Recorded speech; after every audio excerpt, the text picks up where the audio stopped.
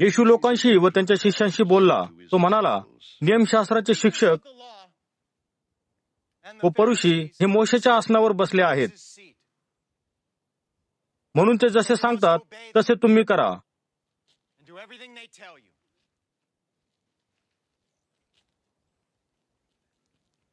आणि पाळा, पण तुम्ही त्यांच्या कृतीप्रमाणे करू नका. याचे कारण ते सांगतात पण त्याप्रमाणे करत नाहीत. वहावयास अवघड असे ओझे ते बांधतात व लोकांच्या खांद्यावर देतात, पण स्वतः ते ओझे उचलायला एक बोट देखील लावत नाहीत. ते याचे सर्व कामे लोकांनी पहावे म्हणून करतात, कारण ते आपले स्मरणपत्रे रुंद करतात आणि आपल्या झग्याचे काठ मोठे करतात. मेजवानीच्या ठिकाणी आपल्याला विशेष मानाची जागा मिळावी असे त्यांना वाटते. मत्तयाचे शुभवर्तमान याचा 23वा अध्याय. शास्त्री व फरीसी यांचा निषेध. येशू लोकांशी व त्यांच्या शिष्यांशी बोलला. तो म्हणाला, नियमशास्त्राचे शिक्षक व फरीसी हे मोशेच्या आसनावर बसले आहेत, म्हणून ते जसे सांगतात तसे तुम्ही करा आणि पाळा, पण तुम्ही त्यांच्या कृतीप्रमाणे करू नका. याचे कारण ते सांगतात पण त्याप्रमाणे करत नाहीत. वहावयास अवघड असे ओझे ते बांधतात व लोकांच्या खांद्यावर देतात, पण स्वतः ते ओझे उचलायला एक बोट देखील लावत नाहीत. ते याचे सर्व कामे लोकांनी पहावे म्हणून करतात, कारण ते आपले स्मरणपत्रे रुंद करतात आणि आपल्या झग्याचे काठ मोठे करतात. मेजवानीच्या ठिकाणी आपल्याला विशेष मानाची जागा मिळावी असे त्यांना वाटते. तसेच यहुद्यांच्या सभास्थानात मोक्याच्या जागी बसायला त्यांना फार आवडते. बाजारातील मुख्य रस्त्याने जाता येता लोकांनी आपल्याला मान द्यावा याची त्यांना फार आवड असते आणि लोकांनी त्यांना रब्बी म्हणावे असे त्यांना वाटते. परंतु तुम्ही स्वतःला रब्बी म्हणून घेऊ नका. तुम्ही सर्व एकमेकांचे भाऊ आहात. तुमचा गुरु एकच आहे आणि जगातील कोणालाही पिता म्हणू नका, कारण तुमचा पिता एकच आहे व तो स्वर्गात आहे. तुम्ही स्वतःला मालक म्हणून घेऊ नका. तुमचा मालक ख्रिस्त आहे. तुमच्यातील जो सेवक बनून तुमची सेवा करतो तो तुमच्यात सर्वात मोठा होय. जो स्वतःला मोठा समजेल त्यास कमी लेखले जाईल. स्वतःला लहान समजणारा प्रत्येक जण मोठा गणला जाईल. अहो फरीशांनो आणि नियमशास्त्राच्या शिक्षकांनो, तुम्हास हाय, तुम्ही ढोंगी आहात. तुम्ही स्वर्गाच्या राज्याचा रस्ता लोकांसाठी बंद करता. तुम्ही स्वतः तर आत जात नाहीत, पण जे आत जाण्याचा प्रयत्न करतात त्यांनाही आत जाऊ देत नाहीत. अहो फरीशांनो व नियमशास्त्राच्या शिक्षकांनो, ढोंग्यांनो, तुमची केवढी दुर्दशा होणार, कारण तुम्ही विद्वांची घरे खाऊन टाकता व ढोंगाने लांब लांब प्रार्थना करता. यामुळे तुम्हाला अधिक शिक्षा होईल. फरीशांनो व नियमशास्त्राच्या शिक्षकांनो, तुम्ही दुःखी व्हाल. तुम्ही ढोंगी आहात, कारण तुम्ही एक मतानुसारी करण्यासाठी समुद्र व भूमी पालती घालता आणि तुम्हास तो मिळाला म्हणजे तुम्ही त्यास आपल्यातून दुप्पट नरकपुत्रासारखे करून टाकता. तुम्हास दुःख होईल. आंधळ्या वाटाड्यांनो, जे तुम्ही म्हणता, जर कोणी परमेश्वराच्या भवनाची शपथ घेतो तर काही नाही, पण जर एखादा त्या भवनातील सोन्याची शपथ घेऊन बोलतो तर तो बांधलेला आहे. तुम्ही मूर्ख आंधळे आहात. सोने आणि परमेश्वराचे भवन यापैकी कोणते अधिक महत्वाचे आहे? ते सोने किंवा भवन जे त्या सोन्याला पवित्र बनवते? आणि तुम्ही असे म्हणता, जर एखादा विधीशी शपथ घेतो तर त्यामध्ये काही वावगे नाही, पण जर एखादा विधीवरील अर्पणाची शपथ घेतो तर तो बांधलेला आहे. तुम्ही आंधळे आहात, कारण मोठे काय आहे, हे अर्पण का अर्पणाला पवित्र करणारी विधी? म्हणून जो विधीची शपथ घेतो तो त्या विधीबरोबर त्यावरच्या सर्वांची शपथ घेतो. तसेच जो परमेश्वराच्या भवनाची शपथ घेतो तो भवन व त्यामध्ये राहणाऱ्या देवाची देखील शपथ घेतो. जो स्वर्गाची शपथ घेतो तो देवाच्या आसनाची व त्यावर बसणाऱ्यांचीही शपथ घेतो. फरीशांनो, नियमशास्त्राच्या शिक्षकांनो, तुम्ही दुःखी व्हाल. तुम्ही ढोंगी आहात.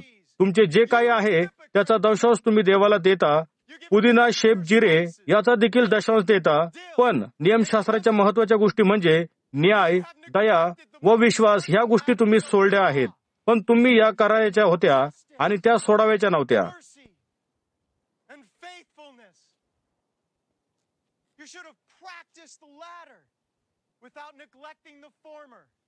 तुम्ही आंधळे वाटाडे आहात.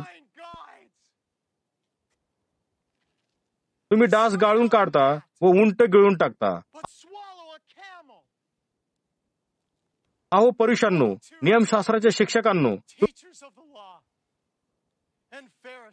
तुम्ही दुःखी व्हाल. तुम्ही ढोंगी आहात. तुम्ही आपल्या ताट व वाट्या बाहेरून साफ करता, पण त्या आतून अपहार आणि असंयम यांनी त्या आतून भरल्या आहेत.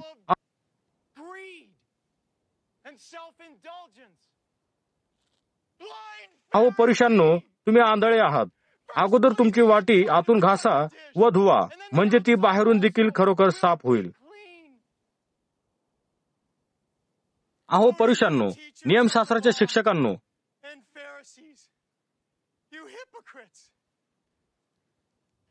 तुम्ही दुःखी व्हाल. तुम्ही ढोंगी आहात. रंगसफेदी केलेल्या कंबरासारखे तुम्ही आहात. त्यावरून चांगल्या दिसतात, पण आतून मरण पावलेल्या मनुष्याच्या हाडांनी भरल्या आहेत.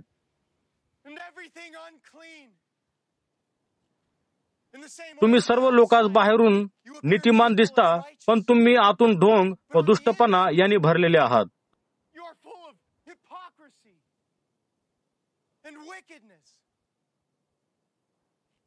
अहो परुषांनो, नियमशास्त्राच्या शिक्षकांनो, तुम्ही दुःखी व्हाल. तुम्ही ढोंगी आहात.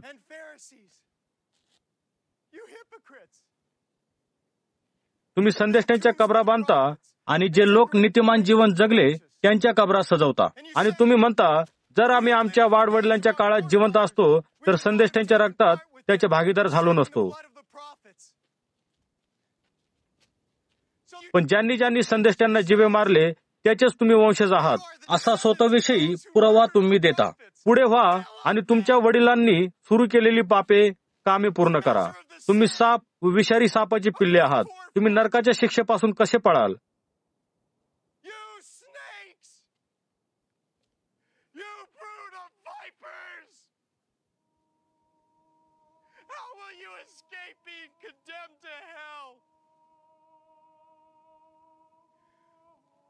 मी तुम्हाला सांगतो की मी तुमच्याकडे संदेष्टे, ज्ञानी लोक आणि शिक्षक पाठवत आहे. त्यांच्यातील काहींना तुम्ही जीवे माराल, त्यापैकी काहींना वधस्तंभावर खिळाल. त्यांच्यातील काहींना तुमच्या सभास्थानात फटके माराल आणि एका नगरातून दुसऱ्या नगरात तुम्ही त्यांचा पाठलाग कराल. म्हणजे नीतिमान हाबेल याच्या रक्तापासून तुम्ही ज्याला वेदी आणि पवित्र स्थान यांच्यामध्ये ठार मारले, तो बरख्याचा पुत्र जखर्या याच्या रक्तापर्यंत सर्व नीतिमान लोकांचे रक्त पृथ्वीवर पाडण्यात आले आहे.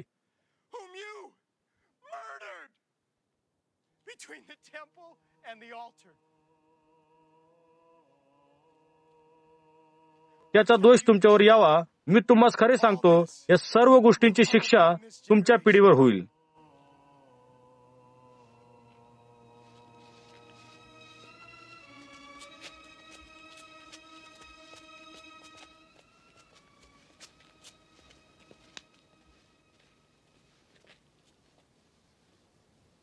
हे यरुशलेमे,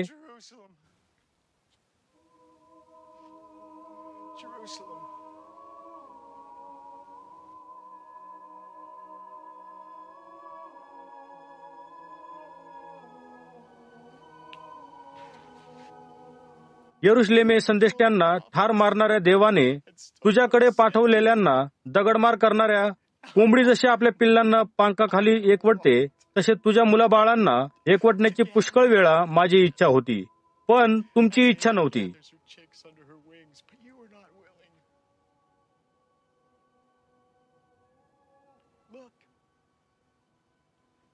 पहा, आता तुमचे घर तुमच्यासाठी ओसाड होईल.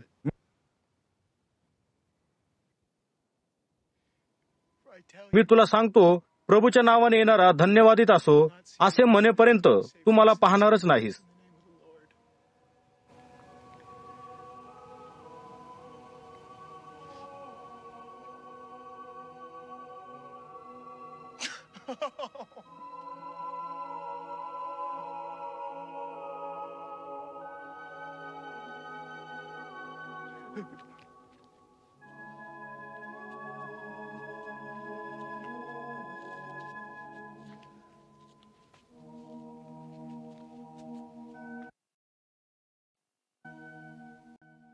मग येशू परमेश्वराच्या भवनातून बाहेर येऊन पुढे जात होता. त्याचे शिष्य त्याच्याकडे त्याच परमेश्वराचे भवन दाखवायला आले, परंतु त्याने त्यांना उत्तर देऊन म्हटले, तुम्ही या सर्व गोष्टी पाहताना आता मी तुम्हाला खरे सांगतो, येथे एक दगड दुसऱ्या दगडावर राहू दिला जाणार नाही.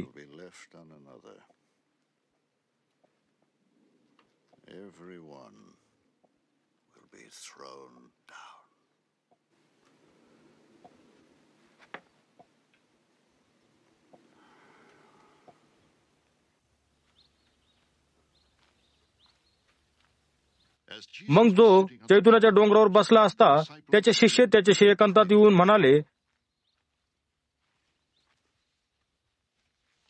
आम्हाला सांगा की या गोष्टी कधी होतील. आपल्या येण्याचा आणि युगाचा शेवट होण्याचा समय जवळ आला आहे हे आम्ही कोणत्या चिन्हावरून ओळखावे.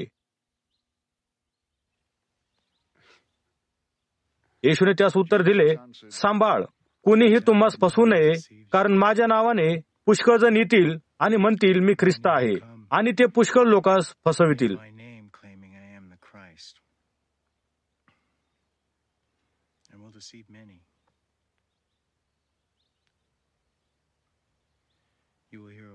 सांभाळ, तुम्ही लढायाबद्दल आणि लढायाच्या अफवांबद्दल ऐकाल, पण त्यामुळे तुम्ही त्यांना भिवू नका. या गोष्टी घडल्याच पाहिजेत, तरी इतक्याच शेवट जवळ येणार नाही.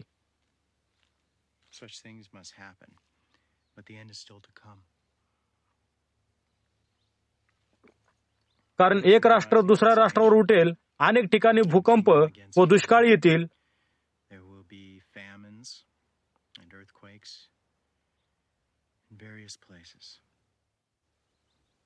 पण ह्या सर्व गोष्टी प्रसूती वेदनांची सुरुवात अशा आहेत. ते तुम्हास छळवणुकीसाठी धरून देतील आणि तुम्हास जीवे मारतील, आणि माझ्या नावाकरता सर्व राष्ट्रे तुमचा द्वेष करतील.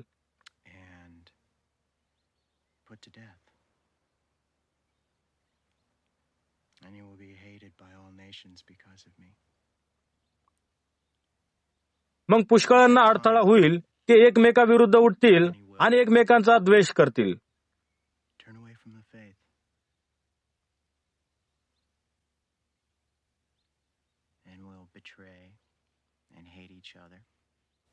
अनेक खोटे संदेश ते उठतील आणि ते पुष्कळांना फसवितील.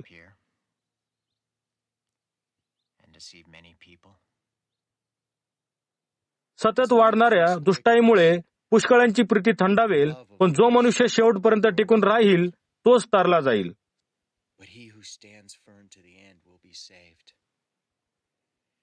सर्व राष्ट्रांना साक्ष व्हावी म्हणून राजाची ही सुवार्ता सर्व राज्यभर गाजवली जाईल आणि मग शेवट होईल. तर दानियल संदेष्टाने सांगितले होते, ओसाड कळणारी अमंगळ गोष्ट पवित्र जागी परमेश्वराच्या भवनामध्ये उभी असलेली तुम्ही पाहाल. वाचकाने हे ध्यानात घ्यावे. त्यावेळी यहुदिया प्रांतातील लोकांनी डोंगरावर पळून जावे. जो कोणी छतावर असेल त्याने घरातील सामान घेण्यासाठी खाली येऊ नये. जो कोणी शेतात असेल त्याने आपला सदरा घेण्यासाठी माघारी परत जाऊ नये. त्या काळी गर्भवती असलेल्या किंवा अंगावर पाजित असतील अशा स्त्रियांना फार कठीण जाईल. जेव्हा या गोष्टी होतील तेव्हा थंडीचे दिवस अथवा शब्बात दिवस नसावा यासाठी प्रार्थना करा, कारण जगाच्या आरंभापासून कधीही झाली नाही किंवा पुन्हा कधी होणार नाही अशी मोठी संकट त्या काळी येतील.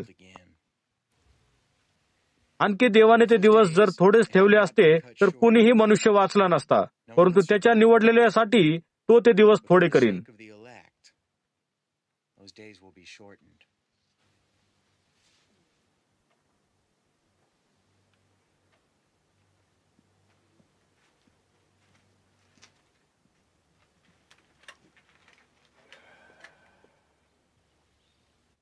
त्यावेळी जर एखाद्याने तुम्हास म्हटले, पहा ख्रिस्त येथे आहे किंवा तेथे आहे, तर त्याच्यावर विश्वास ठेवू नका.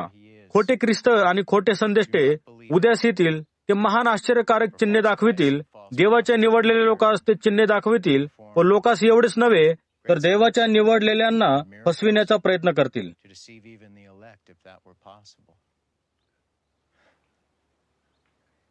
या गोष्टी होण्या अगोदरच मी तुम्हाला सावध केले आहे. एखादा मनुष्य तुम्हाला सांगेन, पहा ख्रिस्त अरण्यात आहे, तर तेथे जाऊ नका. किंवा जर ते म्हणाले, पहा तो आतल्या खोलीत आहे, तर त्याच्यावर विश्वास ठेवू नका.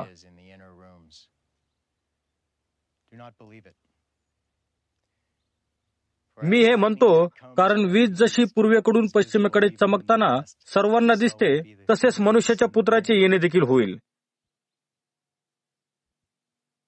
जेथे कोठे प्रेत असेल तेथे गिधाडेही जमतील. सांभाळत्या दिवसातल्या छळानंतर लगेच असे घडेल. सूर्य अंधकारमय होईल व चंद्र प्रकाश देणार नाही. आकाशातील तारे गळून पडतील. आकाशातील सर्व बळे डळमळतील. आकाश व गुंडाळीसारखे गुंडाळले जाईल. तेव्हा मनुष्याच्या पुत्राच्या येण्याचे चिन्ह आकाशात दिसेल. तेव्हा जगातील सर्व वंश आपले ऊर बडवून घेतील. मनुष्याच्या पुत्राला आकाशातल्या मेघावर आरूढ होऊन सामर्थ्याने आणि मोठ्या गौरवाने येताना पाहतील. मनुष्याचा पुत्र करण्याच्या मोठ्या नादात आपले देवदूत पृथ्वीभोवती पाठवून देईल. ते पृथ्वीच्या चारही कोपऱ्यातून आकाशाच्या एका सीमेपासून दुसऱ्या सीमेपर्यंत निवडलेल्यांना गोळा करतील. अंजिराच्या झाडापासून शिका.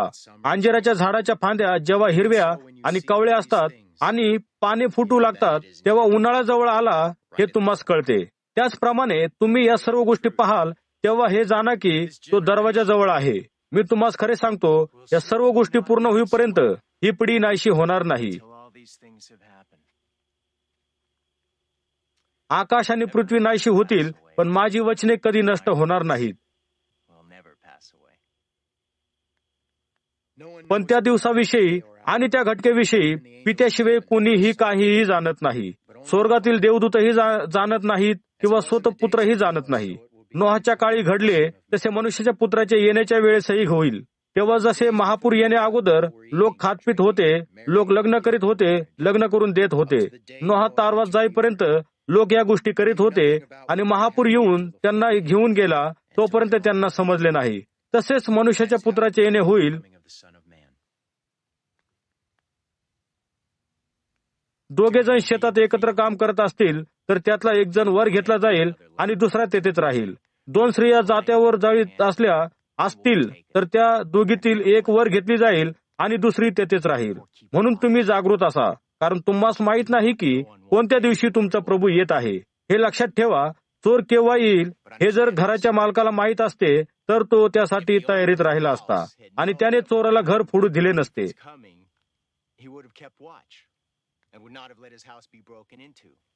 या कारणासाठी तुम्ही सुद्धा तयार असले पाहिजे. जेव्हा तुम्हाला अपेक्षा नसेल तेव्हा मनुष्याचा पुत्र येईल. तर ज्याला त्याच्या धन्याने आपल्या परिवाराला त्यांना त्याचे अन्न वेळेवर द्यावं म्हणून नेमले आहे, तो विश्वासू आणि विचारी दास कोण आहे? जो दास त्याच्या धन्याला तो येईल तेव्हा तसे करताना आढळेल तो धन्य आहे. मी तुम्हाला खरे सांगतो की मालक आपल्या सर्व मालमत्तेवर त्या चाकराची नेमणूक करेल. पण जर तो दुष्ट दास आपल्या मनात असे म्हणेल की माझा धनी विलंब करीत आहे, तो चाकर इतर चाकरांना मारहाण करील आणि आपल्यासारख्या लोकांबरोबर जेवत करील आणि दारू पिऊन मस्त होईल आणि तो चाकर तयारीत नसेल, तेव्हा मालक येईल. मग मालक त्या चाकराचे तुकडे करील. त्या चाकराला मालक ढोंगी लोकांबरोबर राहायला पाठवेल आणि त्या ठिकाणी रडणे व दात खाणे चालेल.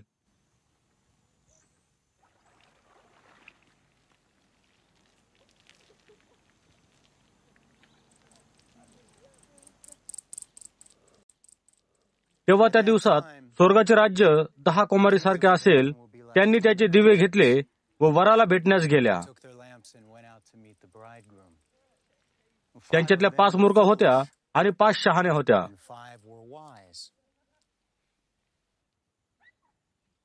मूर्ख कुमारींनी आपले दिवे घेतले पण दिव्यासाठी तेल घेतले नाही. शहाण्या कुमारींनी दिव्याबरोबर आपल्या भांड्यात तेल घेतले. आता वराला उशीर झाल्याने त्या सर्वांना डुलक्या लागल्या व त्या झोपी गेल्या. मध्यरात्री कोणीतरी घोषणा केली, वर येत आहे, बाहेर जाऊन त्यास भेटा. सर्व कुमारिका जाग्या झाल्या आणि त्यांनी आपले दिवे तयार केले. तेव्हा मूर्ख शहाण्यांना म्हणाल्या, तुमच्या तेलातून आम्हास द्या, आमचे दिवे विचत आहेत. पण शहाण्याने उत्तर देऊन म्हणले, ते तुम्हास आणि आम्हास कदाचित पुरणार नाही.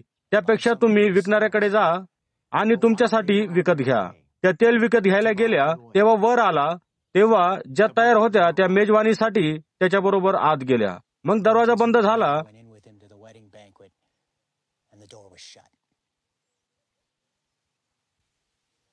नंतर दुसऱ्या कुमारिकाही आल्या आणि म्हणाल्या, प्रभूजी प्रभूजी, आमच्यासाठी दरवाजा उघडला. पण त्याने उत्तर देऊन म्हटले, मी तुम्हास खरे सांगतो, मी तुम्हास ओळखत नाही.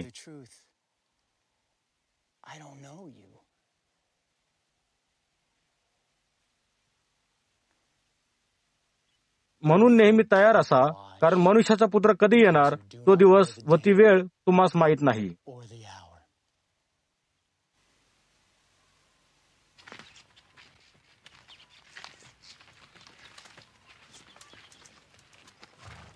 कारण हे दूरदेशी जाणाऱ्या मनुष्यासारखे आहे, ज्याने प्रवासात जाण्या अगोदर आपल्या चाकरांना बोलावून आपली मालमत्ता त्याच्या हाती दिली. त्यांच्यातील एकाला त्याने 5,000 सोन्याच्या नाण्याच्या थैल्या, दुसऱ्याला त्याने 2,000 सोन्याच्या नाण्याच्या थैल्या आणि तिसऱ्याला त्याने 1,000 सोन्याच्या नाण्याच्या थैल्या दिल्या. प्रत्येकाला त्याच्या योग्यतेप्रमाणे त्याने पैसे दिले. मग तो आपल्या प्रवासात गेला. ज्याला 5,000 सोन्याच्या नाण्याच्या थैल्या दिल्या होत्या त्याने त्याप्रमाणे काम करायला सुरुवात केली आणि आणखी 5,000 सोन्याच्या नाण्याच्या थैल्या त्याने मिळविल्या. त्याचप्रमाणे ज्याला 2,000 सोन्याच्या नाण्याच्या थैल्या मिळाल्या होत्या त्याने आणखी 2,000 सोन्याच्या नाण्याच्या थैल्या कमविल्या. पण ज्याला 1,000 सोन्याच्या नाण्याच्या थैल्या मिळाल्या होत्या त्याने जमिनीत एक खड्डा खोदला आणि मालकाचे नाणे त्यामध्ये लपवले. बराच काळ लोटल्यावर त्या चाकराचा मालक आला व त्याने त्यांचा हिशोब घ्यायला सुरुवात केली. ज्याला 5,000 सोन्याच्या नाण्याच्या थैल्या मिळाल्या होत्या त्याने मालकाकडे आणखी 5,000 आणून दिल्या. तो म्हणाला, मालक, तुम्ही दिलेल्या नाण्यावर मी आणखी 5,000 नाणी मिळविली. त्याचा मालक म्हणाला, शब्बास, चांगल्या आणि विश्वासू दासा, तू भरोसा ठेवण्यायोग्य चाकर आहेस. तू थोड्या नाण्याविषयी इमानदारीपणे वागलास, म्हणून मी पुष्कळावर तुझी नेमणूक करीन. आज जा आणि आपल्या मालकाच्या आनंदात सहभागी हो. नंतर ज्या मनुष्यात 2,000 सोन्याच्या नाण्याच्या थैल्या मिळाल्या होत्या तो मालकाकडे आला आणि म्हणाला, मालक, तुम्ही मला 2,000 सोन्याच्या नाण्याच्या थैल्या दिल्या होत्या, त्यापासून मी आणखी 2,000 कमवले आहेत. मालक म्हणाला, शब्बास, चांगले आणि विश्वासू दासा, तू भरोसा ठेवण्यायोग्य चाकर आहेस. तू थोड्या नाण्याविषयी इमानदारीपणे वागलास, म्हणून मी पुष्कळावर तुझी नेमणूक करीन. आज जा आणि आपल्या मालकाच्या आनंदात सहभागी हो. नंतर ज्याला 1,000 सोन्याच्या नाण्याच्या थैल्या मिळाल्या होत्या तो मालकाकडे आला व म्हणाला, मालक, मला माहित होते की आपण एक कठीण शिस्तीचे मनुष्य आहात. जेथे पेरणी केली नाही तेथे तुम्ही कापणी करता आणि जेथे बी पेरले नाही तेथे पीक घेता. मला आपली भीती होती म्हणून मी जाऊन तुमचा 1,000 सोन्याच्या नाण्याच्या थैल्या जमिनीत लपून ठेवल्या. हे घ्या, तुमच्याच आहेत. मालकाने उत्तर दिले, अरे वाईट आणि आळशी चाकरा, मी जेथे पेरणी केली नाही तेथे कापणी करतो आणि जेथे बी पेरले नाही तेथे पीक घेतो. हे तुला माहित होते तर तू माझी नाणी सावकाराकडे ठेवायचे होतेस, म्हणजे मी घरी आल्यावर मला ते व्याजासहित मिळाले असते. म्हणून मालकाने दुसऱ्या चाकरांना सांगितले, याच्या जवळच्या 1,000 सोन्याच्या नाण्याच्या थैल्या घ्या आणि ज्याच्या जवळ 10,000 सोन्याच्या नाण्याच्या थैल्या आहेत त्यास द्या. कारण आपल्याकडे जे आहे त्याचा वापर करणाऱ्याला आणखी देण्यात येईल आणि त्यास भरपूर होईल. पण जो आपल्याजवळ असलेल्यांचा उपयोग करीत नाही त्याच्याजवळ जे काही असेल ते सर्व त्याचपासून काढून घेण्यात येईल.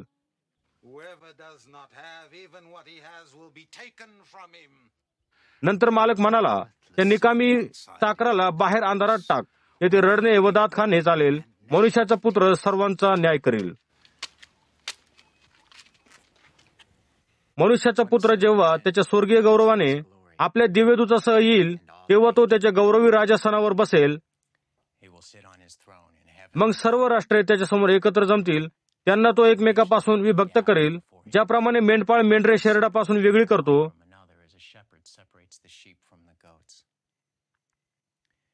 तो मेंढरांना आपल्या उजवीकडे बसवीन, पण शेरडांना तो डावीकडे बसवीन. मग राजा जे त्याच्या उजवीकडे आहेत त्यांना म्हणेल, या जे तुम्ही माझ्या पित्याचे धन्यवादित आहात. हे राज्य जगाच्या स्थापनेपासून तुमच्यासाठी तयार केले आहे. त्या राज्याचे वतनदार व्हा. हे तुमचे राज्य आहे. कारण जेव्हा मी भुकेला होतो तेव्हा तुम्ही मला खायला दिले, मी तहानेला होतो तेव्हा तुम्ही मला प्यावयाला दिले, मी परका होतो आणि तुम्ही मला आत घेतले, मी उघडा होतो तेव्हा तुम्ही मला कपडे दिले, मी आजारी होतो तेव्हा तुम्ही माझी काळजी घेतली, मी तुरुंगात होतो तेव्हा तुम्ही माझ्याकडे आला.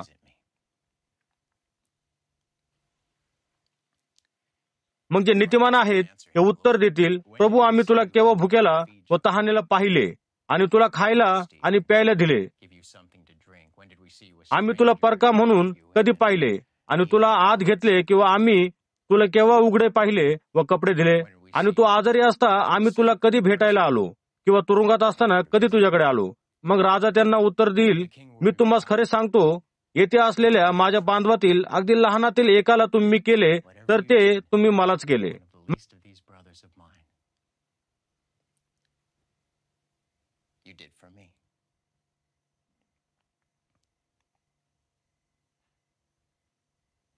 मग राजा जे आपल्या डाव्या बाजूला आहेत त्यास म्हणेल, माझ्यापासून दूर जा, तुम्ही शापित आहात, सार्वकालिक अग्नीत जा.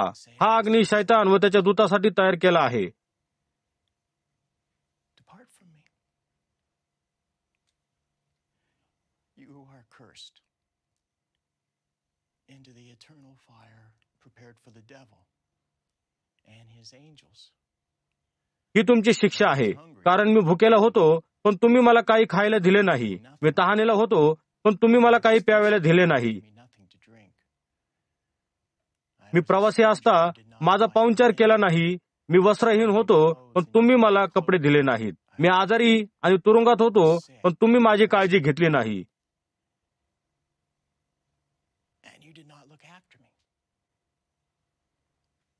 मग ते लोक सुद्धा त्यास उत्तर देतील, प्रभू, आम्ही कधी तुला उपाशी किंवा तहानेले पाहिले, किंवा प्रवासी म्हणून कधी पाहिले, किंवा वस्त्रहीन, आजारी किंवा तुरुंगात कधी पाहिले आणि तुला मदत केली नाही.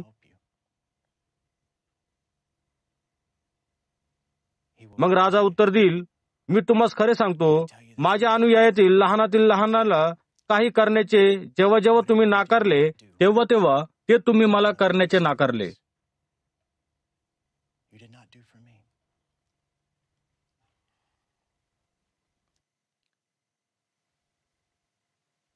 मग ते अनितिमान लोक सार्वकालिक शिक्षा भोगण्यास जातील, पण नीतिमान सार्वकालिक जीवन उपभोगण्यास जातील.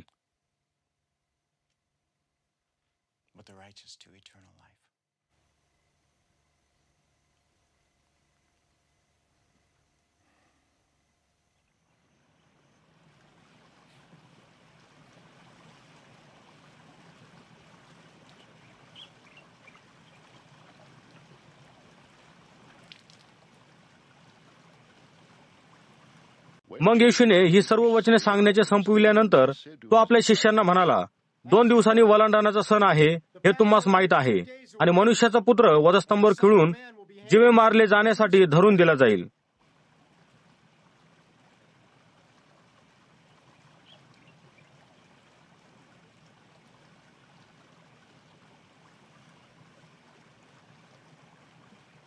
मग मुख्य याजक लोक आणि वडील वर्ग महायाजकाच्या महालात जमले. मुख्य याजकाचे नाव कैफा होते. सभेत त्यांनी मिळून मसलत केली की येशूला कपटाने अटक करून आणि जीवे मारावे. तरीही ते म्हणत होते, सणाच्या दिवसात नको, नाहीतर लोकांमध्ये दंगा होईल.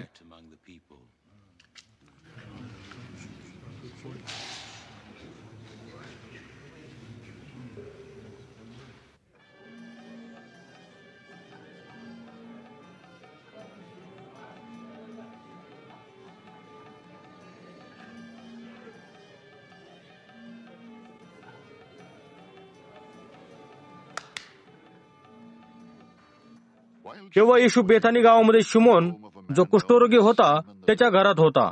येशू तेथे असताना एक स्त्री त्याच्याकडे आली. अति मौल्यवान सुवासिक तेलाची आलाब वस्त्री कुंपी तिच्या जवळ होती, आणि तो जेवणात टेकून बसला असता तिने ते त्याच्या डोक्यावर ओतले.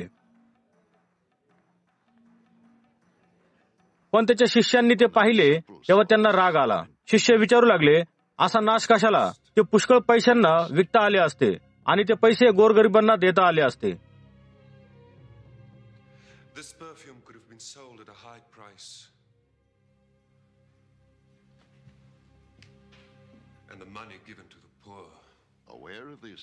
पण येशूला ते काय म्हणत आहेत हे माहीत होते.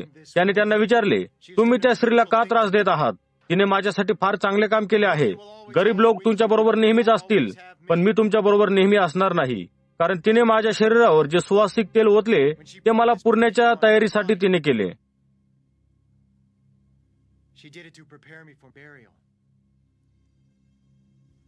मी तुम्हाला खरे सांगतो, सर्व जगात जेथे सुवार्ता गाजवली जाईल तेथे तेथे ह्या स्त्रीने जे केले त्याचे वर्णन, तिची आठवण म्हणून सांगण्यात येईल.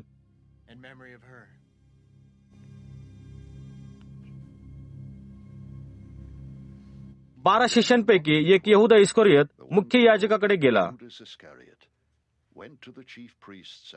यहुदा म्हणाला, मी येशूला धरून तुमच्या हाती दिले तर तुम्ही मला काय द्याल?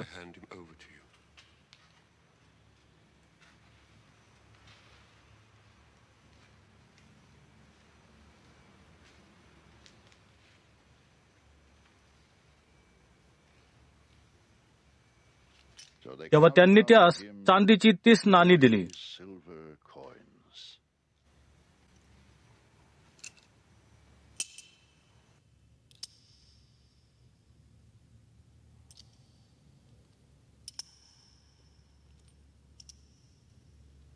तेव्हापासून यहुदा येशूला धरून देण्याच्या संधीची वाट पाहू लागला.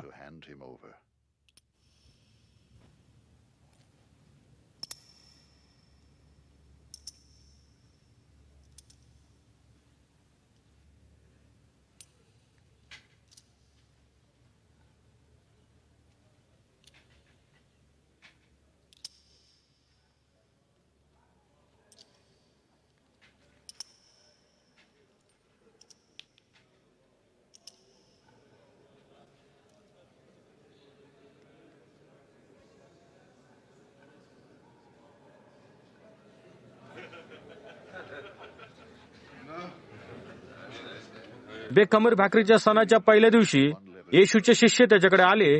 ते म्हणाले, आम्ही आपल्यासाठी वलांडण्याचे जेवण कोठे करावे अशी आपली इच्छा आहे. येशू म्हणाला, तुम्ही नगरात अमुक मनुष्याकडे जा आणि त्यास सांगा, प्रभूजी म्हणतात, माझी वेळ जवळ आली आहे. तुझ्या घरी मी माझ्या शिष्यांसह वलांडण साजरा करणार आहे.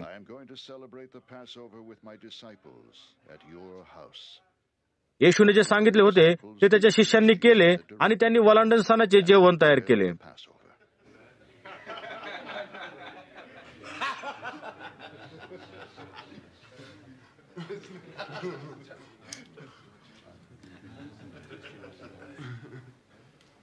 संध्याकाळ झाल्यावर येशू आपल्या शिष्यांबरोबर जेवायला बसला.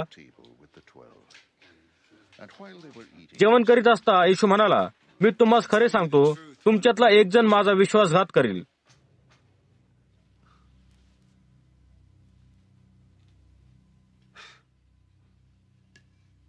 ते खूप दुःखी झाले. त्यांच्यातील प्रत्येक जण त्यास विचारू लागला, प्रभूजी, तो मी तर नाही?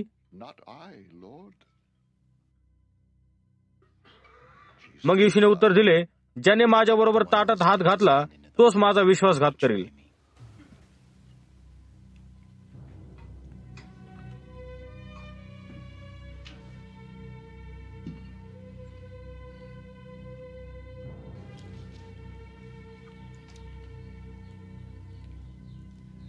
जसे मनुष्याच्या पुत्राविषयी पवित्र शास्त्रात लिहिले आहे, तर असा तो जातो खरा, पण तो त्याचा विश्वासघात करतो, त्यास धिक्कार असो.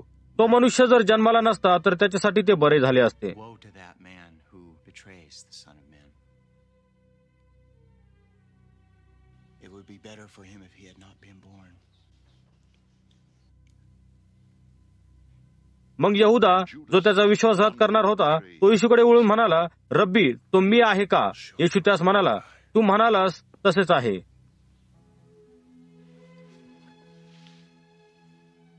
Jesus answered, Yes, it is you.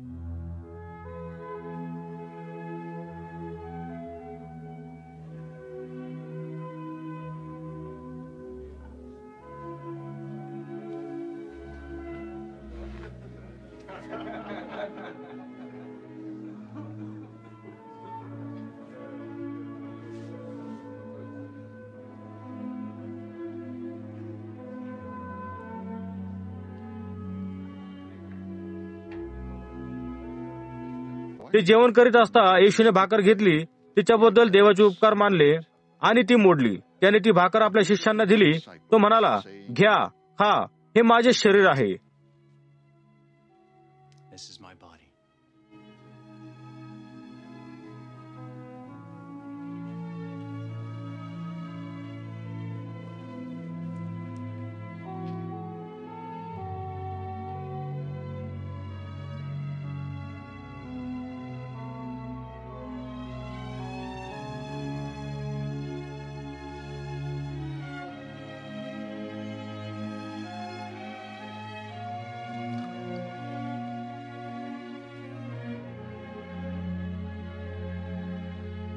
नंतर येशूने प्याला घेतला, त्याबद्दल देवाचे उपकार मानले आणि तो त्यांना दिला. येशू म्हणाला, तुम्ही सर्वांनी यातून प्यावे, कारण हे माझे कराराचे रक्त आहे. हे पुष्कळांच्या पापक्षमेसाठी ओतले जात आहे.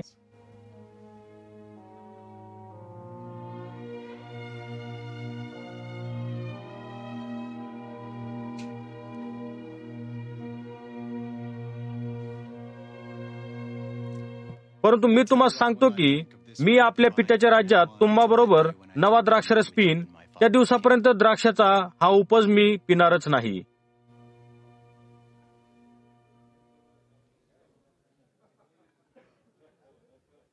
मग त्यांनी एक स्तोत्रगीत गायल्यावर ते जैतुनाच्या डोंगरावर निघून गेले. येशूने सांगितले, आज रात्री माझ्यामुळे तुम्ही सर्व अडखळाल, कारण पवित्र शास्त्रात असे लिहिले आहे की मी मेंढपाळाचा वध करीन, कळपातील मेंढरांची दानादान होईल, पण मी मरणातून उठल्यानंतर तुमच्या अगोदर गालील प्रांतात जाईल. पेत्र उत्तर देत म्हणाला, इतर सर्व जरी आपणाविषयी अडखळले तरी मी कधीही अडखळणार नाही.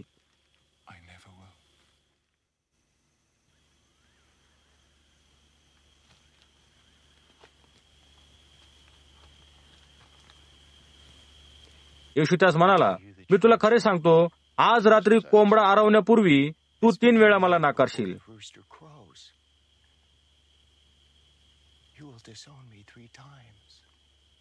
पेत्र म्हणाला, मला तुझ्याबरोबर मरावे लागले तरी मी तुला नाकारणार नाही.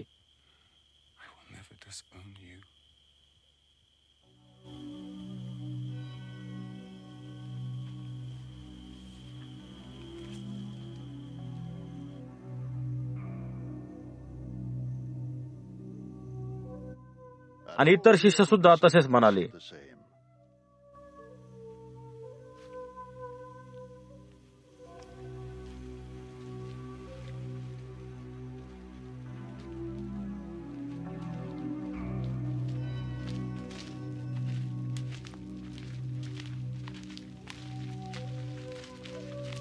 नंतर गेतशेमने नावाच्या जागी येशू आपल्या शिष्यांसह गेला. येशू त्यांना म्हणाला, मी थोडा वेळ जाऊन प्रार्थना करीपर्यंत येथेच थांबा.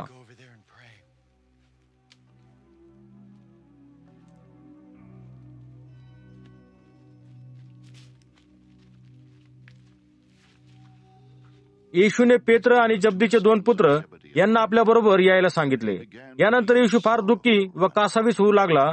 येशू पेत्राला व जब्दीच्या 2 पुत्रांना म्हणाला, माझा जीव फार दुःखी व मरण प्राप्त झाला आहे. येथे थांबा व माझ्या बरोबर जागे राहा.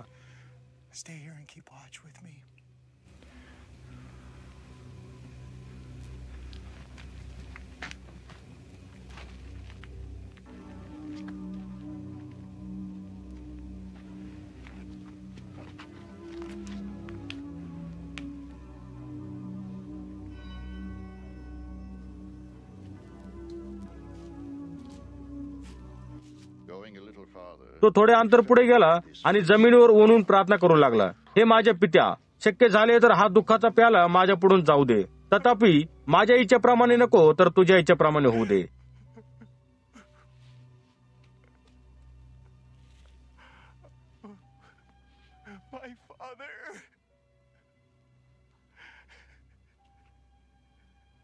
If it is possible, may this cup be taken from me. Yet not as I will,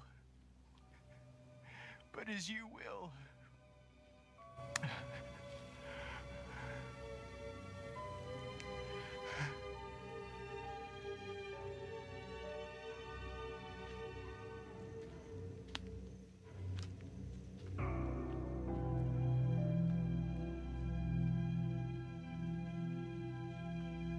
मग तो शिष्याकडे परत गेला, तेव्हा ते झोपी गेले आहेत असे त्यास आढळले. येशू पेत्राला म्हणाला, तुम्हा लोकांस माझ्या बरोबर एखादा तासही जागे राहता येत नाही काय?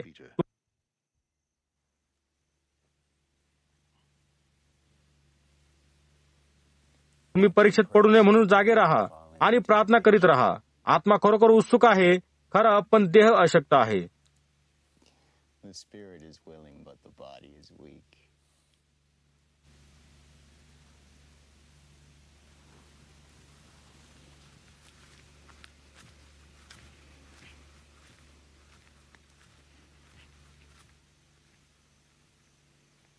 नंतर दुसऱ्यांदा जाऊन येशू प्रार्थना करू लागला,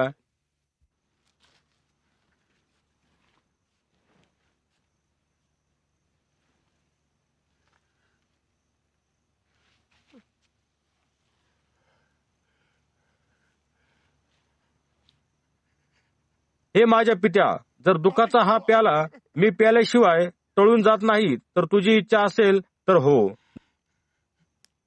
If it is not possible for this cup to be taken away unless I drink it, may your will be done.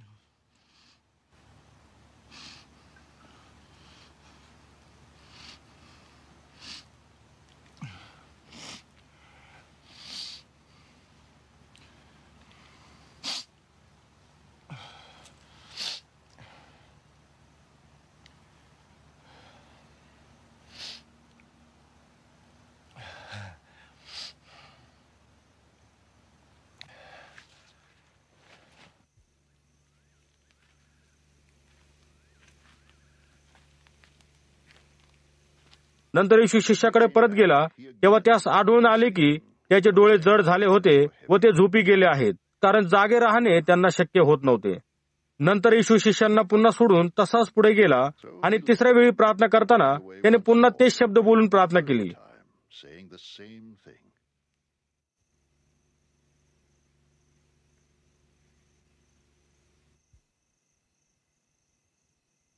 यानंतर येशू परत शिष्याकडे गेला आणि त्यांना म्हणाला, तुम्ही अजून झोप आणि विसावा घेत आहात काय?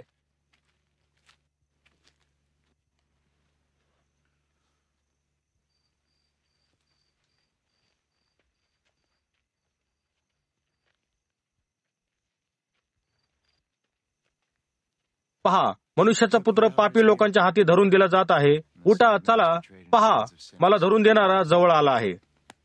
Let us go.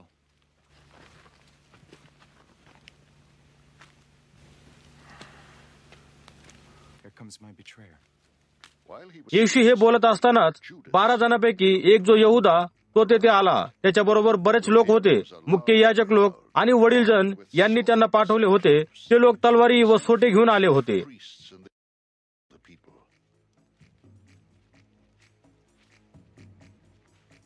आणि त्यास धरून देणाऱ्याने त्यांना खून देऊन म्हणले होते की मी ज्याचे चुंबन घेईन तोच तो आहे, त्यास तुम्ही धरा. The one I kiss is the man. Arrest him.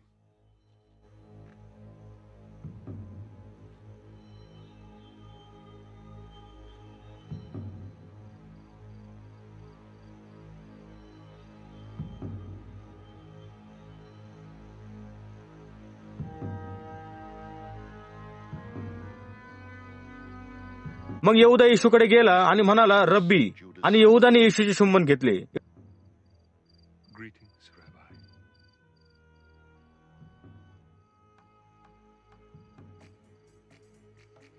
And kissed him.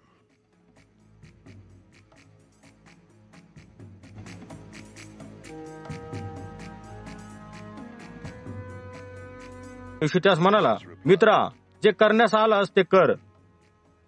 Friend, do what you came for.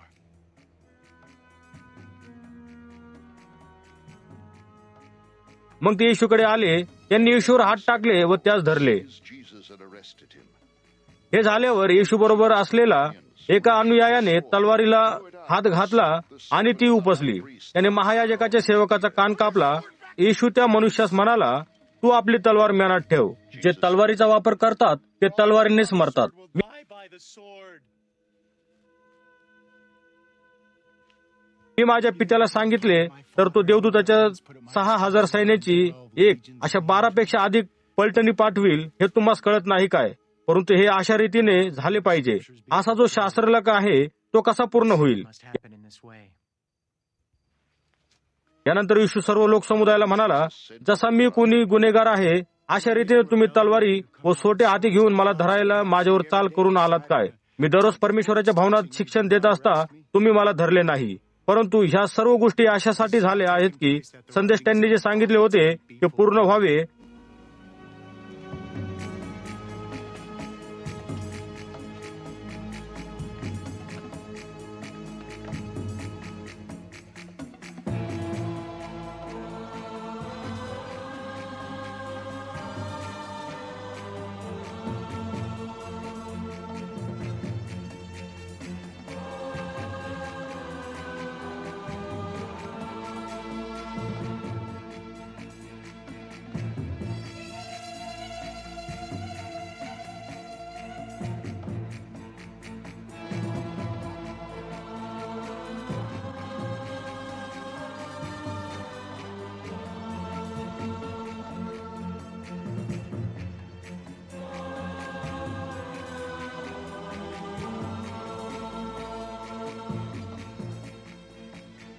नंतर येशूचे सर्व शिष्य त्यास सोडून पळून गेले. and fled.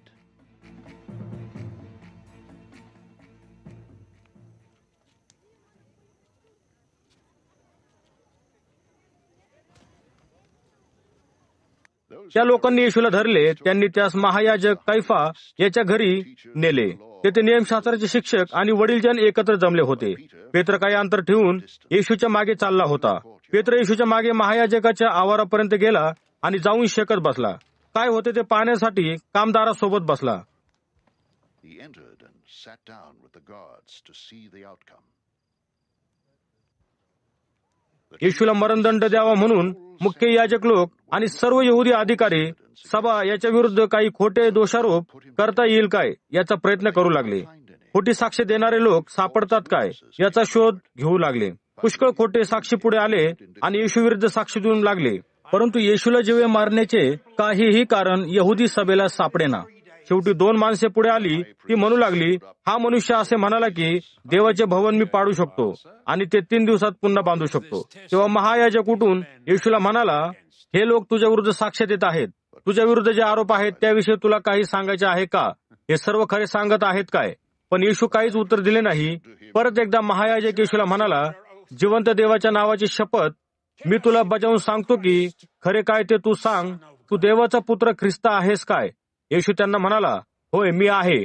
जसे तू म्हणालास तरी मी तुम्हाला सांगतो, ह्यापुढे मनुष्याच्या पुत्राला तुम्ही सामर्थ्याच्या उजवीकडे बसलेले व आकाशातून येताना पाहाल. Then the high priest जेव्हा महायाजकाने हे ऐकले तेव्हा तो फार संतापला. आपले कपडे फाडून तो म्हणाला, याने देवाविरुद्ध निंदा केली आहे. आम्हास आणखी साक्षीदाराची गरज राहिली नाही. याला देवाची निंदा करताना तुम्ही ऐकले. Look, now you have heard the blasphemy. तुम्हास काय वाटते? यहुद्यांनी उत्तर दिले, तो अपराधी आहे आणि त्यास मरण पावलेच पाहिजे. answered. तेव्हा ते त्याच्यावर थुंकले. त्यांनी त्यास मारले. दुसऱ्यांनी चपराका मारल्या.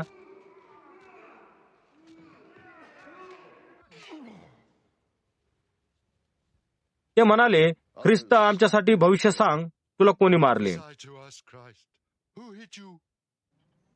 Now Peter was sitting out in the यावेळी पेत्र वाड्याच्या अंगणात बसला होता. महायाजकाच्या दासीपैकी एक दासी पेत्राकडे आली. ती म्हणाली, तू सुद्धा गालिल प्रांताच्या येशू बरोबर होतास. पण पेत्राने सर्वांसमोर ते नाकारले. तो म्हणाला, तू काय म्हणतेस ते मला माहीत नाही.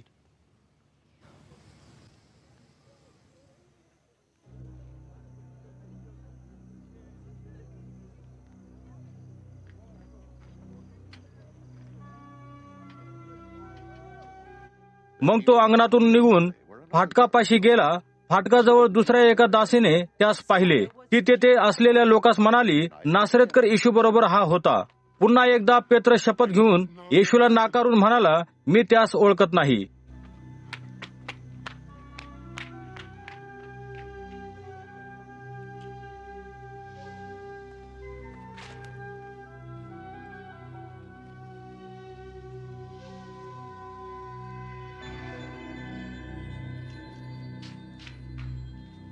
काही क्षणानंतर तेथे असलेले लोक पेत्राकडे वळाले आणि त्यास म्हणाले, तू खरोखर येशूच्या शिष्यांपैकी एक आहेस. हे आम्हास माहीत आहे.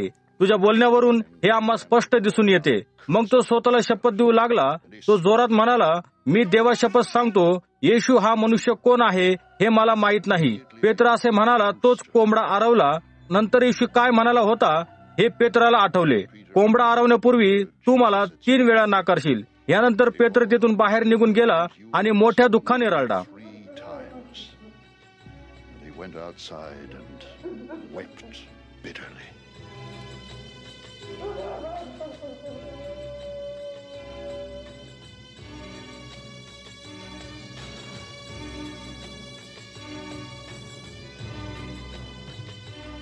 जेव्हा सकाळ झाली तेव्हा सर्व मुख्य याजक लोक व वडीलजन यांनी येशू विरुद्ध कट केला आणि कशा प्रकारे येशूला ठार मारायचे याचा विचार केला. त्यांनी येशूला साखळदंडाने बांधून दूर नेले व शासक पिलाताच्या स्वाधीन केले. The governor.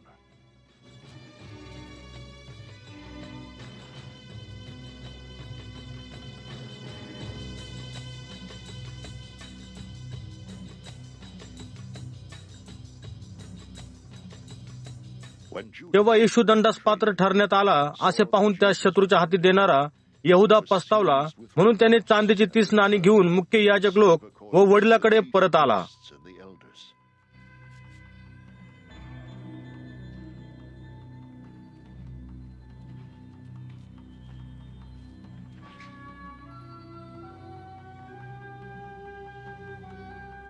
तो म्हणाला, मी निर्दोष रक्ताला धरून देऊन पाप केले आहे. For I have betrayed innocent blood. यहुदी पुढाऱ्यांनी उत्तर दिले, आम्हास त्याचे काय, तो तुझा प्रश्न आहे. That's your responsibility.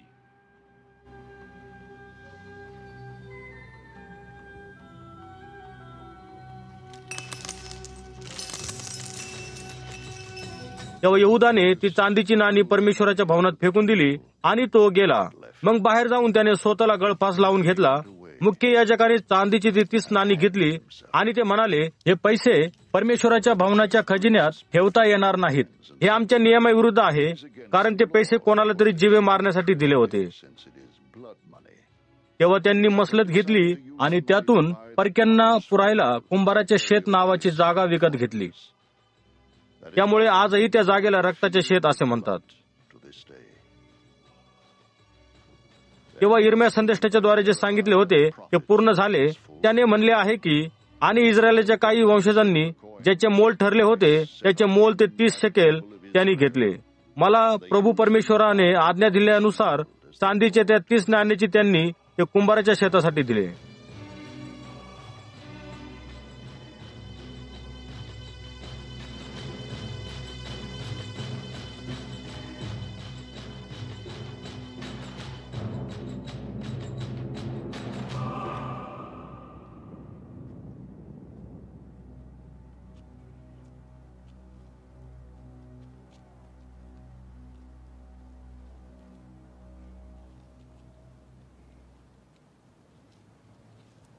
मग राज्यपाल पिलाताकडे येशू उभा राहिला. तेव्हा पिलाताने त्यास प्रश्न विचारले. तो म्हणाला, तू यहुद्यांचा राजा आहेस काय? the king of the Jews. येशूने उत्तर दिले, होय मी आहे, जसे तुम्ही म्हणता. Jesus replied,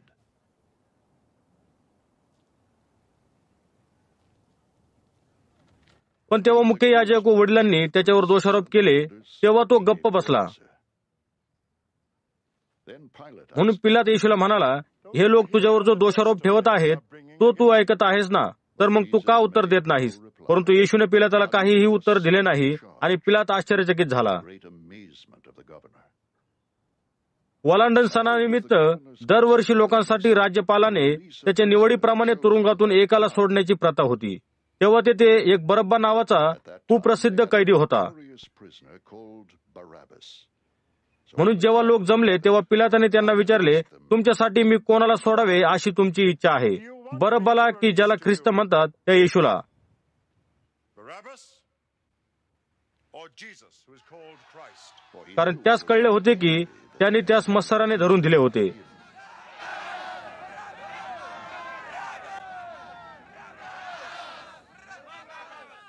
तो न्यायस्थानावर बसला असताना त्याच्या पत्नीने त्यास एक निरोप पाठवून कळवले, ह्या मनुष्याविषयी सावध राहा, कारण तो दोषी नाही. त्याच्यामुळे स्वप्नात मला आज दिवसभर फार दुःख सहन करावे लागले आहे. suffered a great deal today in a dream because of him.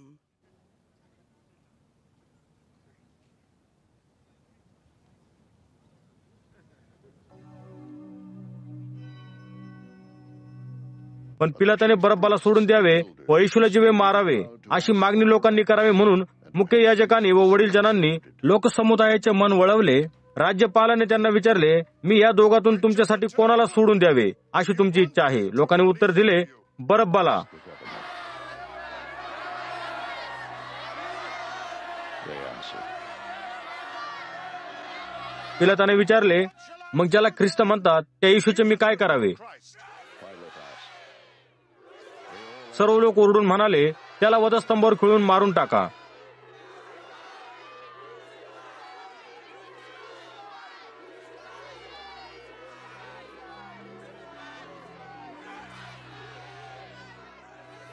आणि तो म्हणाला, का? त्याने काय अपराध केला आहे? परंतु सर्व लोक मोठ्याने ओरडून म्हणू लागले, त्याला वधस्तंभावर खिळा.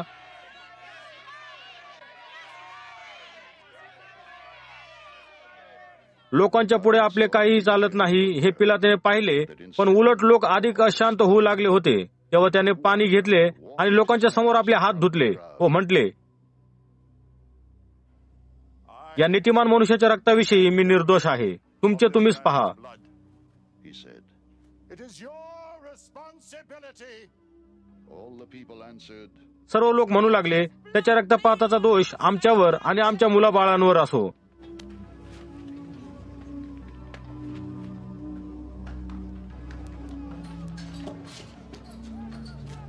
मग पिलाताने बरब्बाला सोडून दिले. Barabbas to them.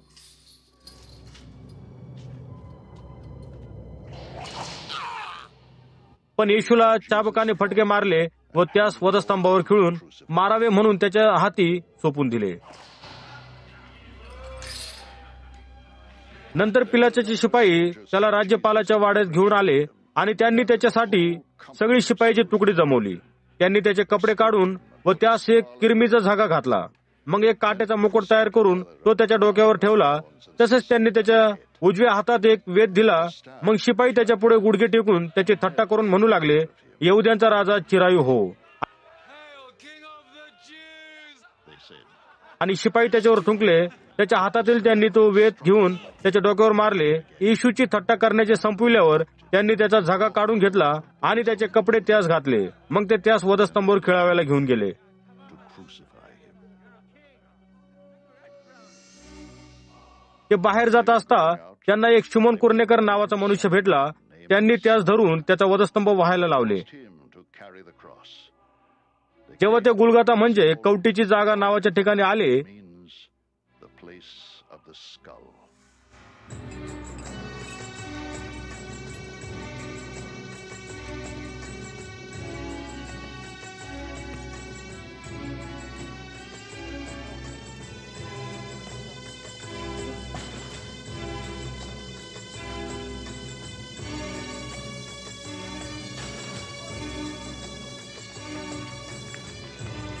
तेव्हा त्यांनी त्यास पित्त मिश्रित द्राक्षरस प्यायला दिला.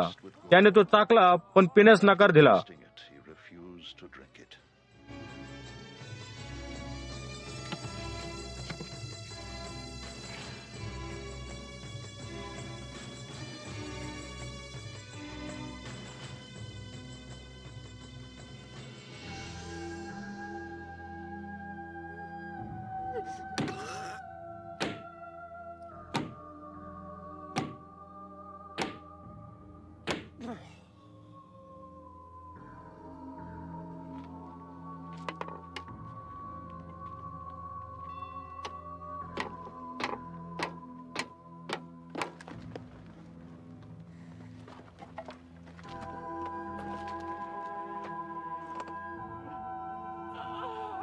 त्याने त्यास वधस्तंभावर खिळले. नंतर त्यांनी चिट्ट्या टाकून येशूचे कपडे आपसात वाटून घेतले. शिपाई तेथे बसून येशूला पहारा देऊ लागले. They kept watch over him there.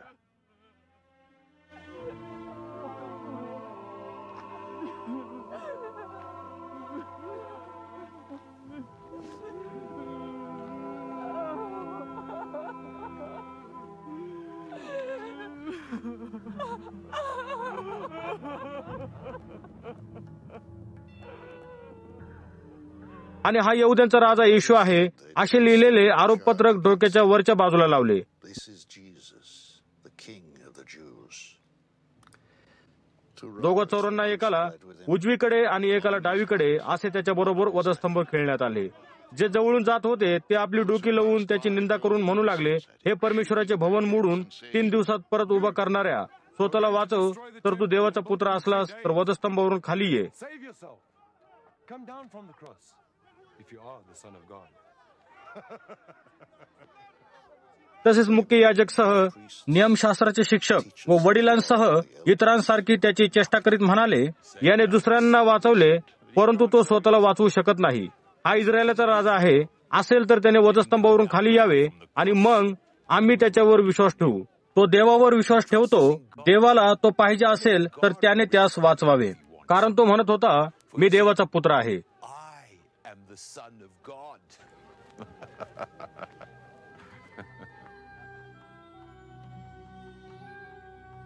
तसेच त्याच्याबरोबर वधस्तंभावर खिळलेले चोर त्यांनीही त्याची तशीच निंदा केली. Insults on him.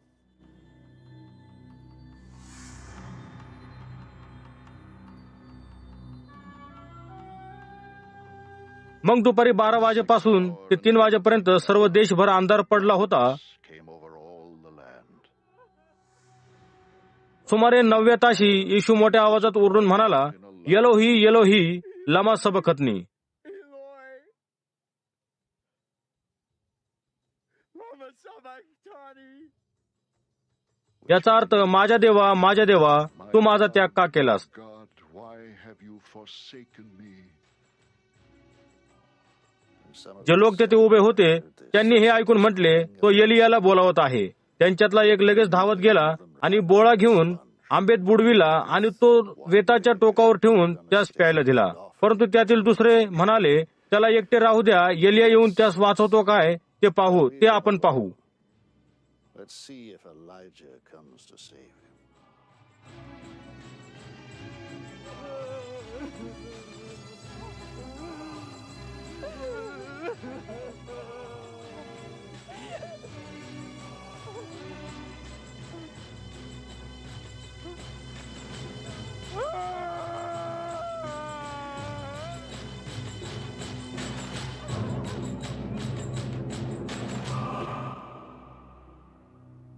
पुन्हा एकदा येशूने मोठ्याने आरोळी मारली आणि त्याचा प्राण सोडला.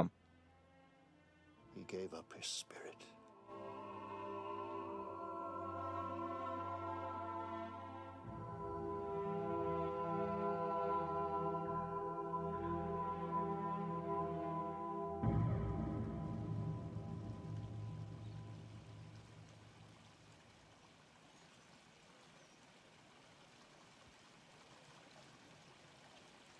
पहा, परमेश्वराच्या भवनातील पडदा वरपासून खालपर्यंत 2 भागात फाटला गेला. भूमी कापली, खडक फुटले, कबरी उघडल्या आणि जे पवित्र जन मरण पावले होते ते उठले गेले. ते लोक कबरीतून बाहेर पडले. येशूचे पुनरुत्थान झाल्यावर ते लोक पवित्र नगरीत गेले आणि अनेकांनी त्यांना पाहिले. आता शताधिपतीने त्याच्याबरोबर येशूवर जे शिपाई पहारा देत होते त्यांनी भूकंप व जे काही घडले ते पाहिले आणि ते फार भ्याले. ते म्हणाले, हा खरोखर देवाचा पुत्र होता. And exclaimed, surely he was the Son of God.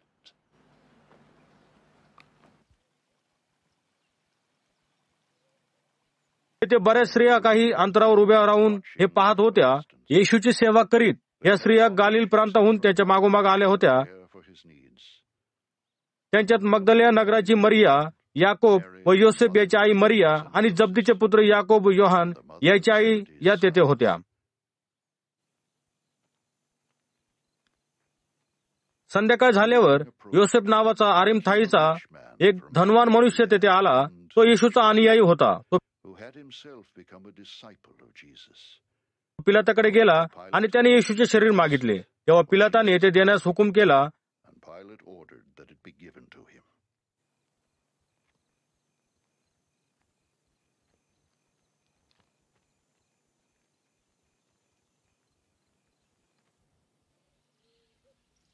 नंतर योसेफाने ते शरीर घेतले आणि स्वच्छ तागाच्या कपड्यात ते गुंडाळले आणि ते एका खडकात खोदलेल्या नव्या कबरेत ठेवले. नंतर कबरेच्या तोंडावर एक मोठी धोंड लुटून ती कबर बंद केली He rolled a big stone in front of the entrance to the tomb.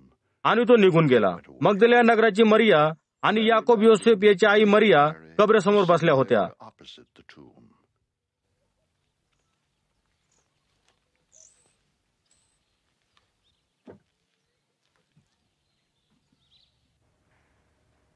त्या दिवसात तयारीचा दिवस म्हणत असत. दुसऱ्या दिवशी मुख्य याजक लोक व परुषी पिलाताकडे गेले. ते म्हणाले, Went to Pilate. साहेब, आम्हास आठवण आहे की तो लबाड जिवंत असताना असे म्हणाला होता की मी 3 दिवसांनी परत जीवनात येईल. म्हणून 3 दिवसापर्यंत कबरेवर कडक पहारा ठेवण्याची आज्ञा करा, कारण त्याचे शिष्य येऊन त्याचे शरीर चोरून नेण्याचा प्रयत्न करतील. मग तो मरणानंतर पुन्हा उठला असे लोकांना सांगतील. ही शेवटची फसवणूक पहिल्यापेक्षा अधिक वाईट होईल.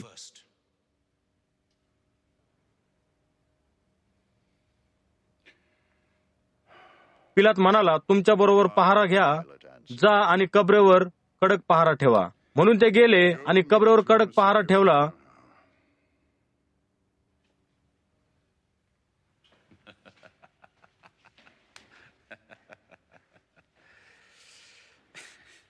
कबरेवर जी धोंड होती तिच्यावर सरकारी शिक्का मारला होता. तेथे पहारा करण्यासाठी शिपाई नेमले. posting a guard.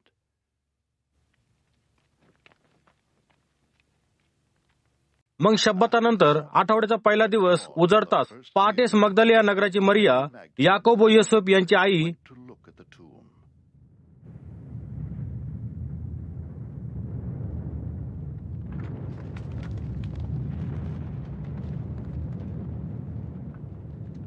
मरिया कबर पहाव्यास तेथे गेल्या. त्यावेळी पहा, तेथे मोठा भूकंप झाला. परमेश्वराचा दूत स्वर्गातून उतरून तेथे आला. त्याने कबरेच्या तोंडावरची धोंड बाजूला लुटली व तीवर बसला.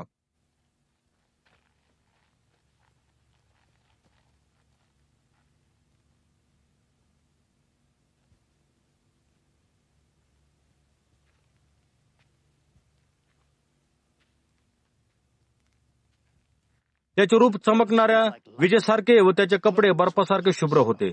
पहारा करणारे शिपाई खूप घाबरले. ते थरथर कापू लागले आणि ते मरण पावलेल्या मनुष्यासारखे झाले. देवदूत त्या स्त्रियांना म्हणाला, भिवू नका, कारण मी जाणतो की ज्याला वधस्तंभावर खिळले होते त्या येशूला तुम्ही शोधत आहात. पण तो इथे नाही, कारण तो म्हणाला होता त्याप्रमाणे त्यास मरणातून उठविण्यात आले आहे. या आणि जेथे त्यास ठेवले होते ती जागा पहा. आता लवकर जा आणि त्याच्या शिष्यांना सांगा, तो मरणातून उठला आहे. आणि बघा, तो तुमच्या पुढे गालिल प्रांतात जात आहे आणि तुम्ही त्यास तेथे पाहाल. पहा, मी तुम्हाला सांगितले आहे. तेव्हा त्या स्त्रिया भयाने व मोठ्या आनंदाने कबरेजवळून घाईने निघाल्या व त्याच्या शिष्यांना हे वर्तमान सांगण्यासाठी त्या धावत गेल्या. Yet filled with joy, and ran to tell his disciples. Suddenly, मग पहा, येशू त्यांना भेटला आणि तो त्यांना म्हणाला, शांती असो. त्या त्याच्याजवळ आल्या. त्यांनी त्याचे पाय धरले आणि त्यास नमन केला.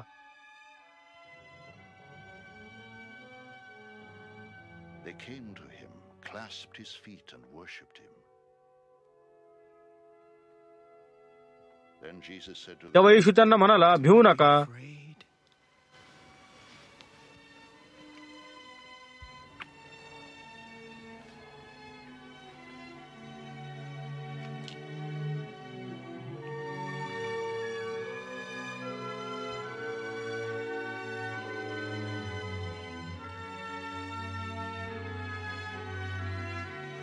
जा, माझ्या भावांना सांगा की त्यांनी गालिल प्रांतात जावे.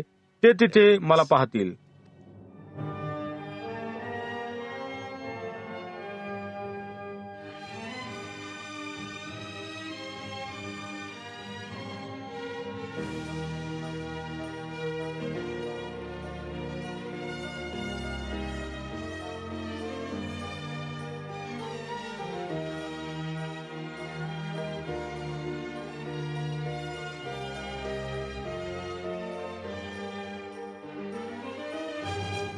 त्या स्त्रिया शिष्यांना सांगण्यासाठी गेल्या. तेव्हा कबरेवरील पहारेकरी शिपायातील काही जण नगरात गेले आणि त्यांनी घडलेले सर्व मुख्य याजकांना सांगितले. नंतर याजक जाऊन वडील जनांना भेटले आणि त्यांनी एक कट रचला. त्यांनी शिपायांना पुष्कळ पैसे देऊन असे म्हणायला सांगितले. ते म्हणाले, लोकांस असे सांगा की आम्ही रात्री झोपेत असताना येशूचे शिष्य आले आणि त्यांनी त्याचे शरीर चोरून नेले. हे जर राज्यपालाच्या कानावर गेले तर आम्ही त्यास मन वळवू देऊ आणि तुम्हास काही होऊ देणार नाही. We will satisfy him and keep you out of trouble.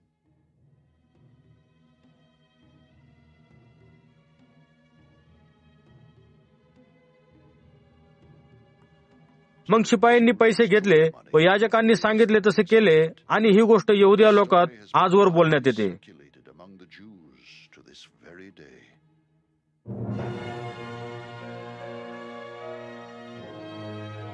पण 11 शिष्य गालिल प्रांतात येशूने त्यांना सांगितलेल्या डोंगरावर निघून गेले आणि त्यांनी त्यास बघितले. तेव्हा त्यांनी त्याची उपासना केली. पण काहींना संशय आला. तेव्हा येशू त्यांच्याकडे आला आणि म्हणाला, स्वर्गात आणि पृथ्वीवर सर्व अधिकार मला देण्यात आला आहे. All authority in heaven and on earth has been given to me. म्हणून तुम्ही जा आणि राष्ट्रातील लोकांस माझे शिष्य करा. पिता, पुत्र आणि पवित्र आत्मा याच्या नावाने बाप्तिस्मा द्या. In the name of the Father, and of the Son, and of the Holy Spirit. जे काही मी तुम्हाला शिकविले आहे ते त्या लोकांस पाळायला शिकवा. आणि पहा, युगाच्या शेवटपर्यंत मी सदोदित तुमच्या बरोबर आहे. With you